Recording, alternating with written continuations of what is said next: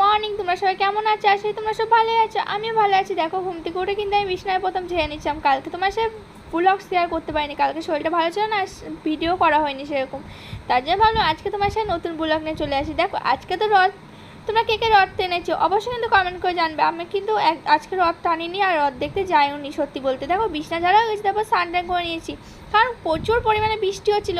আর এখানে কিন্তু আমি পুজো দিয়ে দিয়েছিলাম। আমাদের ঘরেই কিন্তু জগন্নাথ রয়েছে, আমি ঘরে সুন্দর করে সাজিয়ে কিন্তু পুজো দিয়ে দিয়েছিলাম। আর রথ দেখতে আমাকে মা নিয়ে যায়নি, বলেছিল যাবো বিকালবেলা, কিন্তু যায়নি। তো যাই হোক, আমি এখানে পুজো টুজো দিয়ে লাঞ্চ করতে বসে গেছি। লাঞ্চ টাঞ্চ করে মা বলছে চল রথ দেখতে যাবো, কিন্তু মা বলছিল যাবো যাবো দিয়ে যায়নি। তারপর দেখো এখানে বিকেল হয়েছে, বিকেলবেলায় আমি চলে এসেছিলাম দোকানে কিছু মাল নিতে, মালপত্র নিতে।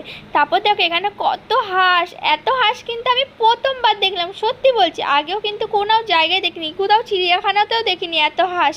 এখানে রাজহাঁসও আছে, আরও কী হাঁস আমি অত নাম জানি না। তো যাই হোক তোমার সাথে শেয়ার করলাম, তোমরা কমেন্ট করে জানিয়ে এগুলো কী হাঁস।